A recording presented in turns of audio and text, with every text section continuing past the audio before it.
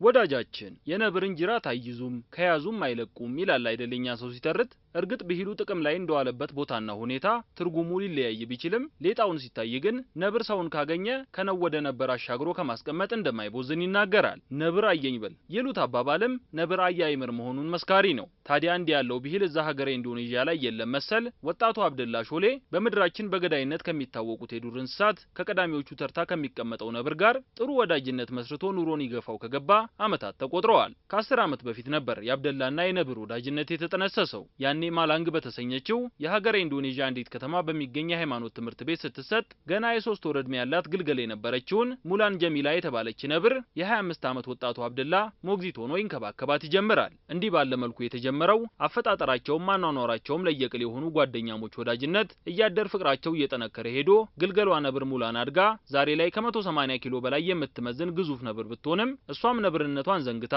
እሱም ነብርነቷን ዘንግቶ ከጓደኛው አብደላ ጋር ሲጫወቱ ሲላፉ ውሎ ማደርን ስራቸው አድርገውታል። አብደላ ቤንጋል ከተሰኙት የነብር ዝርያዎች አንዷ ለሆነችው ሙላን ሞግዚት ሆኖ እንክብካቤ ማድረጉን እንደቀልድ ቢጀምረውም ሁኔታው እያደር እየተቀየረ እንክብካቤውም ወደ ሙሉ ቀን ስራ እያደገ ሄደና ነው ዛሬ ላይ እያንዳንዷን ደቂቃ ለማለት በሚያስደፍር መልኩ ቀኑን ሙሉ አብረው ውለው አብረው እስከ ማደር የደረሰ ወዳጅነት ሊመሰርቱ የቻሉት። ይህንን የአብደላ ድርጊት የተመለከቱ የሀገሬው ሰዎችም ሞግዚቱ የሚል ቅጽል ስም ቸረውታል። በቀን 6 ኪሎ የዶሮ ወይም የፍየል ስጋ እየቀለበ የሚንከባከባት ሙላን ከስጋ በላይ ፓስታ መብላት ነፍሷ እንደሆነ የሚናገረው አብደላ ለነብሯ ሙላን ምግብ በአፉ ይዞ ያጎርሳታል፣ ውሃ በኮዳ ያንቆረቆረ ያጠጣታል። ብቻ በጥቅሉ ነብር መሆኗን እንድትጠራጠር ሳያደርጋት የቀረ አይመስልም። እኔ ቤት ሳልኖር ስቀር ሙላን ልትፈልገኝ ይቃጣታል፣ ትጨናነቃለች ሲል ነብሯ ሙላን ለሱ ያላት መውደድ ምን ያክል እንደሆነ የሚናገረው ሞግዚቱ አብደላ ለዛም ነው ሁሌም አብሬያ ሲጫወት ስመግባትና አብሬያ ስተኛ የሚውለው ይላል። አብረው ሲጫወቱ ሲበሉ ሲጠጡና ሲተኙ ሊፈጠር የሚችለውን አደጋ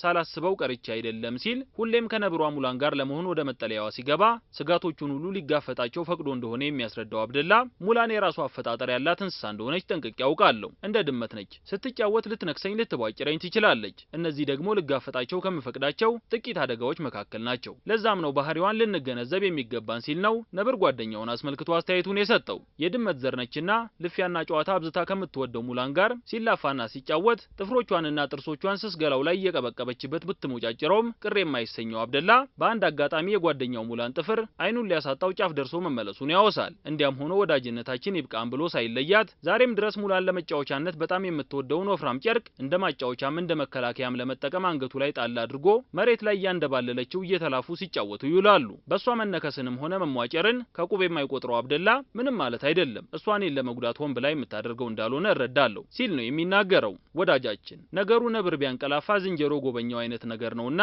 ነብር ምንም ቢሆን ነብር ነውና ነብርነቱ ትዝ ያለው ቀን ጉድ ፈጥሮ ጉድ ማድረጉ ባይቀርም ለአብደላ ክፉን በሩቅ እንዲያደርግለት እየተመኘን እንዲህ ባለ መልኩ ከዱር እንስሳት ጋር ክፉኛ መቅጠም አደጋው የከፋ ሊሆን ስለሚችል መጠንቀቁና እዛው በሩቁ ማለት ይበጃል የሚል መልእክታችንን እነሆ እንላለን።